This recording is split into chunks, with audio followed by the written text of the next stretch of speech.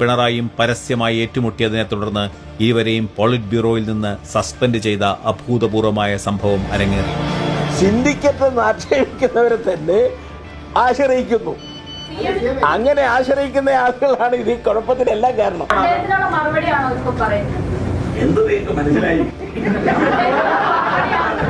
നിങ്ങൾ അങ്ങനെ ഒരു ചോദ്യം ചോദിച്ചിരുന്നുവെങ്കിൽ ആ ചോദ്യത്തിന് വ്യക്തമായി തന്നെ മറുപടി പറഞ്ഞു പോകണമായിരുന്നു.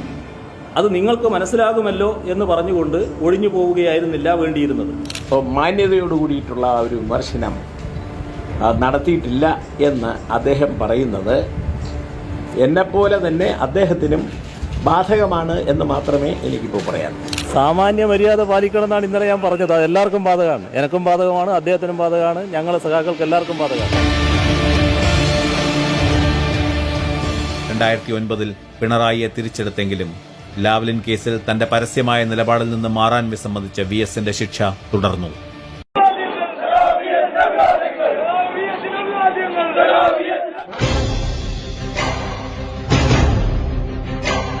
VSനെ സ്ഥാനാർത്ഥിയാക്കാൻ അവർ നടത്തിയ ഈ അപൂർവ പ്രതിഷേധം മാധ്യമങ്ങൾ ലോകമാകെ അറിയിച്ചു. ഈ പ്രതിഷേധങ്ങൾ മൂലം VSനെ സ്ഥാനാർത്ഥിയാക്കുമോ എന്ന പത്രപ്രവർത്തകരുടെ ചോദ്യത്തിന് പിണറായിയുടെ പ്രതികരണം പരിഹാസപൂർണമായിരുന്നു. അതാ ഞാൻ പറഞ്ഞത്, നിങ്ങൾക്ക് ഈ പാർട്ടിയെ പറ്റി ഒരു ചുക്കും അറിയില്ല. ഈ പാർട്ടിയുടെ സംഘടനാ രീതിയെക്കുറിച്ച് അറിയില്ല. നിങ്ങൾ എഴുതുന്ന അല്ലെങ്കിൽ പ്രചരിപ്പിക്കുന്ന എന്ത് അസംബന്ധവും ഈ പാർട്ടിക്ക് ബാധകമാകും എന്നാണ് നിങ്ങൾ കണക്കാക്കുന്നത്. VS അച്യുതാനന്ദൻ പാർട്ടി സെക്രട്ടറി ആയിരുന്ന പിണറായി വിജയനും VS അച്യുതാനന്ദനും പാർട്ടിയിലെ മുതിർന്ന നേതാവ് VS അച്യുതാനന്ദനും തമ്മിൽ തെരുവിൽ കിടന്ന് അടിപിടി കൂടിയതിൻ്റെ ദൃശ്യങ്ങൾ കുറച്ച് പഴയതാണെന്നുള്ളൂ. പേര് പറഞ്ഞ് രണ്ടുപേരും മാറി മാറി വാർത്താ സമ്മേളനങ്ങൾ നടത്തി അങ്ങോട്ടും ഇങ്ങോട്ടും കടിച്ച് കീറുന്ന കാഴ്ചകളുടെ ചില ഭാഗങ്ങളാണ് നിങ്ങൾ കണ്ടത്. ഇതിപ്പോൾ ഇവിടെ കാണിക്കാനുണ്ടായ കാരണം വേറൊന്നുമല്ല.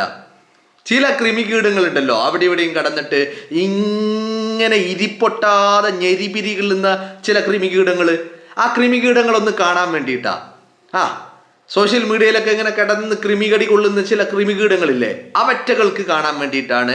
ജസ്റ്റ് എന്തായിരുന്നു, എങ്ങനെയായിരുന്നു പിണറായി വിജയനും VS അച്യുതാനന്ദനും കേരളത്തിൽ പ്രവർത്തിച്ചത്, VS അച്യുതാനന്ദനെ മത്സരിപ്പിക്കാൻ വേണ്ടി, VS അച്യുതാനന്ദനെ മുഖ്യമന്ത്രിയാക്കാൻ വേണ്ടി എന്തൊക്കെ കളികൾ കേരളത്തിൻ്റെ പൊതുസമൂഹം കണ്ടിട്ടുണ്ട് എന്നുള്ളത് മാത്രമേ പറയുന്നുള്ളൂ. മനസ്സിലായില്ലേ? അപ്പോൾ അതിനോട് വെച്ച് നോക്കുമ്പോൾ ഇപ്പം കാണുന്നതൊക്കെ സില്ലി മാറ്റർ, അത്രയേ ഉള്ളൂ. വളരെ വളരെ സില്ലിയായ കാര്യം അതാണ് ഇപ്പോൾ കാണുന്നത്. മനസ്സിലായില്ലേ?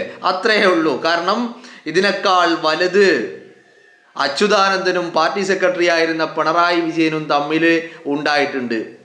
ഇപ്പോൾ നിങ്ങളൊന്ന് ആലോചിച്ച് നോക്കൂ. VD സതീശന് വേണ്ടി പ്രവർത്തകർ തെരുവിലിറങ്ങി VDയെ മുഖ്യമന്ത്രിയാക്കണം എന്നുള്ള മുറവിളി കൂട്ടുന്നുണ്ടെങ്കിൽ ഒരു കാലത്ത് കേരളത്തിൻ്റെ പൊതുസമൂഹത്തിന് മുന്നിൽ മുറവിളി കൂട്ടിയത് PS അനുകൂലികളും അതുപോലെ തന്നെ ഇപ്പുറത്ത് കീരിയും പാമ്പും പോലെ അടിപിടി കൂടിയതും പല്ലിൽ കുത്തി നാറ്റിച്ചതും VS അച്യുതാനന്ദനും പിണറായി വിജയനുമാണ് എന്നുള്ളതാ അല്ലേ? രണ്ട് സഖാക്കൾ അങ്ങോട്ടും ഇങ്ങോട്ടും പേര് പറഞ്ഞ് അങ്ങോട്ടും ഇങ്ങോട്ടും വ്യക്തിപരമായി അധിക്ഷേപങ്ങളും തെറിവിളികളും പരമപുച്ഛവുമൊക്കെ ആയിരുന്നു ഇവർ രണ്ടുപേരുടെയും ലൈൻ അല്ലേ? അതല്ലേ നമ്മൾ കണ്ടത് അല്ലേ? എന്നിട്ട് പോളിറ്റ് ബ്യൂറോ എന്ന് പറയുന്ന നോക്കുകുത്തി സംവിധാനം നോക്കുകുത്തി ആയിക്കൊണ്ടേ തുടർന്നു. രണ്ടുപേരും ആ നിലപാടുകളുമായി മുന്നോട്ട് പോയി. ജനം തെരുവിലിറങ്ങി VSനെ മത്സരിപ്പിക്കാൻ, VSനെ മുഖ്യമന്ത്രിയാക്കാൻ ജനം തെരുവിലിറങ്ങിയിട്ട് ആ ഒരു നിലപാടിലേക്ക് അവർ പോകേണ്ടി വന്നു എന്നുള്ളതാണ്. അപ്പോൾ പറഞ്ഞു വരുന്നത്, അന്ന് തെരുവിലിറങ്ങി രണ്ട് നേതാക്കൾ, നിങ്ങളൊന്ന് ആലോചിക്കണം, അന്ന് തെരുവിലിറങ്ങി രണ്ട് നേതാക്കൾ തമ്മിൽ കടിച്ച് പിച്ച് ചീന്തുകയായിരുന്നു. അന്ന് തീപ്പന്തം കൊളുത്തി രാത്രിക്ക് രാത്രി പ്രകടനം നടത്തിയവര്, VSന് വേണ്ടി പോസ്റ്റർ ഒട്ടിച്ചവര്, പിണറായിക്കെതിരെ പോസ്റ്റർ ഒട്ടിച്ചവര്, പിണറായിക്ക് വേണ്ടി കുഴലൂത്ത് നടത്തിയവര്, അതൊക്കെ നമ്മൾ കേരളം കണ്ടതാ. ഇതൊന്നും കേരളത്തിന്റെ ചരിത്രത്തിൽ ഏതെങ്കിലും ഒരു പാർട്ടിയിൽ മാത്രം സംഭവിക്കുന്നത് അല്ലെങ്കിൽ ഏതെങ്കിലും ഒരു മുന്നണിയിൽ മാത്രം സംഭവിക്കുന്നത് അല്ല. ഇത് കാലങ്ങളായിട്ട് വിവിധയിടങ്ങളിൽ ഇതൊക്കെ നമ്മൾ കണ്ടുകൊണ്ടിരുന്നതാ. മനസ്സിലായില്ലേ? ഇതൊക്കെ നമ്മൾ നിരന്തരം കണ്ടുകൊണ്ടിരുന്നതാ. ഇപ്പൊ നിങ്ങൾ ഏറ്റവും ഒടുവിലായിട്ട് ഇപ്പൊ നിങ്ങൾ നോക്കൂ, ഇപ്പോ ഏറ്റവും ഒടുവിലായിട്ട് എന്താ സംഭവിച്ചുകൊണ്ടിരിക്കുന്നത്? ഇപ്പൊ സംഭവിച്ചുകൊണ്ടിരിക്കുന്നത് വളരെ കൃത്യമായിട്ട് ഈ പറയുന്ന CPIയും CPMും തമ്മിൽ വലിയ ഉടക്കലുകൾ നടന്നുകൊണ്ടിരിക്കുക. അന്തർധാരയില് ഗോവിന്ദനും ബിനോയ് വിശ്വവും തമ്മിൽ വലിയ തർക്കങ്ങളിലേക്ക് കാര്യങ്ങൾ പോയിക്കൊണ്ടിരിക്കുക. ബിനോയ് വിശ്വം പറഞ്ഞത് ഞങ്ങൾക്ക് ഉപപ്രതിപക്ഷ വേണം, പ്രതിപക്ഷത്തിന് രണ്ടാമൻ വേണം എന്നുള്ളത് പറഞ്ഞപ്പോൾ ഗോവിന്ദൻ പറഞ്ഞ പറ്റൂല. അപ്പോൾ ബിനോയ് വിശ്വം ചോദിച്ചത് UDF ഭരിക്കുമ്പോൾ ലീഗ് രണ്ടാം കക്ഷിയായ ലീഗിന് ഉപപ്രതിപക്ഷ സ്ഥാനം നൽകിയിട്ടുണ്ടായിരുന്നല്ലോ എന്നാണ് ചോദിച്ചത്. അവിടെ അങ്ങനെ ഒരു ഇത് നടക്കുന്നു. പിണറായിയെ പ്രതിപക്ഷ നേതാവ് ആക്കരുത് എന്ന് CPI മുന്നോട്ട് വെക്കുന്നു. എന്ന് പറഞ്ഞാല് തോറ്റ് തുന്നമ്പാറി LDF എന്ന് പറയുന്ന മുന്നണിക്ക് കിട്ടിയത് ആകെ 35 സീറ്റ്. അങ്ങനെ വെറും 35 സീറ്റ് കിട്ടി തുന്നമ്പാറിയ ഈ മുന്നണി, ആ മുന്നണിയിൽ ആകെയുള്ളത് ഒരൊറ്റ എല്ലിൻ കഷ്ണ, പ്രതിപക്ഷ സ്ഥാനം എന്ന് പറയുന്ന എല്ലിൻ കഷ്ണം. ആ എല്ലിൻ കഷ്ണത്തിന് വേണ്ടി അടിയാണ്. ഇപ്പം നിങ്ങളൊന്ന് ആലോചിച്ച് നോക്ക്. ഇവിടെ മറ്റൊരു കാര്യം കൂടിയുണ്ട്. ഈ മൂന്നാമതും വരും എന്ന് പറഞ്ഞവര് ഇപ്പൊ എവിടെയാ വന്നിരിക്കുന്നത്? മൂന്നാമതായി എന്ന് പറഞ്ഞാൽ ആകെ 35 സീറ്റ്. അതാണ് മൂന്നാമതായത്, 35 സീറ്റ് അല്ലേ? ഇപ്പം ഞാൻ പറഞ്ഞു വരുന്നത്, ചില കൃമികീടങ്ങൾ ഇങ്ങനെ സോഷ്യൽ മീഡിയയിൽ കിടന്നിട്ട് ഇങ്ങനെ ഞെരിവിരി കൊള്ളുന്നുണ്ട്. അവറ്റകളൊക്കെ ഇതൊന്ന് കാണുന്നത് നല്ലതാ. ഇനി ഇതിൻ്റെ ഫുൾ വേർഷൻ അത് വേണമെങ്കിൽ അതും കാണിക്കാൻ തയ്യാറാണ്. മനസ്സിലായില്ലേ? ഇതിപ്പോൾ തൽക്കാലം ഒരാശ്വാസത്തിന് എന്നുള്ള രീതിയിലാണ് ഇത് കാണിക്കുന്നത്. അപ്പം ഞാൻ പറയുന്നത് മറ്റൊന്നുമല്ല, കോൺഗ്രസ് എന്ന് പറയുന്ന പ്രസ്ഥാനത്തിന് കാലങ്ങളായിട്ടുള്ള ഒരു രീതി ഇങ്ങനെയാ. അത് ഈ രാജ്യം സ്വാതന്ത്ര്യം കിട്ടിയ അന്ന് മുതൽ ഈ രീതി തുടരുന്നതാ. പലരെയും പറയണം, പലരോടും സംസാരിക്കണം, പലരെയും വിശ്വാസത്തിലെടുക്കണം, പലരുമായിട്ട് കോംപ്രമൈസ് ഉണ്ടാക്കണം, രമ്യതയിലെത്തിക്കണം, എന്നിട്ടൊരു പ്രഖ്യാപനം പറയും.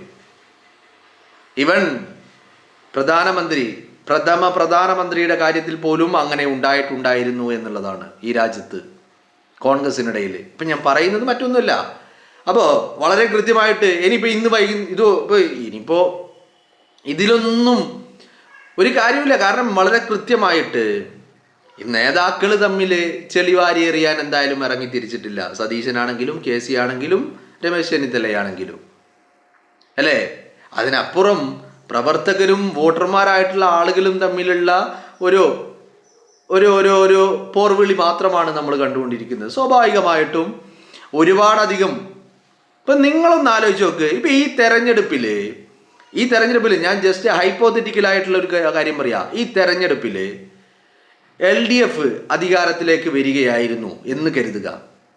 LDF അധികാരത്തിലേക്ക് വരികയാണ്. ഒരു നിർഭാഗ്യവശാല് പിണറായി വിജയന് മുഖ്യമന്ത്രി കസേരയിലേക്ക് വരാൻ പറ്റാത്ത സിറ്റുവേഷൻ ഉണ്ടായി. സ്വാഭാവികമായിട്ട് ഞാൻ ഒരു 100 സീറ്റ്, ഇപ്പം ഈ 102 സീറ്റ് ഇല്ലേ, ആ 102 സീറ്റ് കിട്ടിയത് ആർക്കാ? ഈ പറയുന്ന LDFനാണെന്ന് കരുതുക. എന്നിട്ട് ആ 102 സീറ്റ് കിട്ടിയപ്പോഴും തന്നെ പിണറായി വിജയൻ തോറ്റെന്ന് കരുതുക. പിണറായി വിജയൻ തോറ്റു, അല്ലെങ്കിൽ പിണറായി വിജയൻ ജയിച്ചു എന്ന് തന്നെ കരുതുക. അവിടെ പിണറായി വിജയന് ആരോഗ്യപരമായിട്ട് മുഖ്യമന്ത്രി കസേരയിൽ ഇരിക്കാൻ അദ്ദേഹത്തിന് പറ്റാത്തൊരു സിറ്റുവേഷൻ ഉണ്ടായി എന്നും കരുതുക. ഒരു ഹൈപ്പോത്തറ്റിക്കൽ സിറ്റുവേഷൻ ആണെന്ന് ആദ്യമേ പറഞ്ഞു. അങ്ങനെ ആയിരുന്നെങ്കിൽ ഇന്നിപ്പോൾ കേരളത്തിൽ എന്താണ് കാണേണ്ടിയിരുന്നത്? എന്തൊക്കെ നമ്മൾ കാണുമായിരുന്നു ഇന്ന്? ഒന്ന് ആലോചിക്കൂ നിങ്ങൾ ജസ്റ്റ്. അപ്പോൾ അവിടെയാണ് പ്രാപ്തരായിട്ടുള്ള ഒന്നിലധികം ആളുകൾ ഒരു ഭാഗത്ത് നിൽക്കുമ്പോൾ സ്വാഭാവികമായിട്ടും അവിടെ ചില കോംപ്രമൈസുകൾ വേണ്ടിവരും, ചില രമ്യതകൾ വേണ്ടിവരും, പ്രശ്നപരിഹാരം വേണ്ടിവരും, സംസാരം വേണ്ടിവരും, ചർച്ച വേണ്ടിവരും. അത്രയേ ഉള്ളൂ ഈ കാര്യത്തിൽ. സ്വാഭാവികമായിട്ടും ജനവികാരം സതീശനൊപ്പം നിൽക്കുന്നു. ആ സതീശന് അതുപോലെ മറ്റുള്ള നേതാക്കളും അവിടെ നിൽക്കുന്നു. അവിടെ മാനദണ്ഡങ്ങൾ ഒരുപാടുണ്ട്. അതൊക്കെ വരുമ്പോൾ സ്വാഭാവികമായിട്ടും ചർച്ച ചെയ്ത് തന്നെ പരിഹരിക്കേണ്ടതായിട്ട് വരും എന്നുള്ളതാണ് ഇതിൻ്റെ അടിസ്ഥാനം എന്ന് പറയുന്നത്. ഇപ്പം ഞാൻ പറഞ്ഞു വരുന്നത്, ഈ കൃമികീടങ്ങൾ പറയുന്നത് പോലെ ഈ ചിലപ്പോൾ വിരലിട്ടാ കിട്ടുന്ന ഓർഗാസം ഉണ്ടല്ലോ, അതുപോലെ ഇത് കണ്ടിട്ട് ആരും അങ്ങനെ അങ്ങ് പുച്ഛിച്ച് തള്ളണ്ട. ഇതിലും വലിയ അടി ഇപ്പം നിങ്ങളുടെ രാജാവായിട്ടുള്ള പിണറായി വിജയനും VS അച്യുതാനന്ദനും തമ്മിൽ നടന്നിട്ടുണ്ട് കേരളത്തിൻ്റെ പൊതുസമൂഹത്തിന് മുന്നിൽ അതൊക്കെ ഉണ്ട് എന്നുള്ളത് സഖാക്കൾ മറക്കണ്ട എന്നുള്ള കാര്യമാണ്. അപ്പോൾ ഇതൊന്നും പുത്തിരിയല്ല, ഇതൊക്കെ എല്ലായിടത്തും സംഭവിച്ച കാര്യങ്ങളാണ്, അത് തന്നെയാണ് എന്നുള്ളത് മാത്രമേ ഉള്ളൂ. അപ്പോൾ കമ്പാരറ്റീവ്ലി ബെറ്റർ ഇവർ തന്നെയാണ് എന്ന് തോന്നുക. കാരണം പിണറായി വിജയനും VS അച്യുതാനന്ദനും അന്ന് പറഞ്ഞ വാക്കുകൾ, അന്ന് അവർ നടത്തിയ പ്രതികരണങ്ങൾ, അതൊക്കെ ഇന്ന് കേൾക്കുമ്പോൾ എത്രയോ ഭേദം ഈ പറയുന്ന സതീശനും കൂട്ടരും ആണ് എന്നുള്ളത് നമുക്ക് മനസ്സിലാകും എന്നുള്ളതാണ്.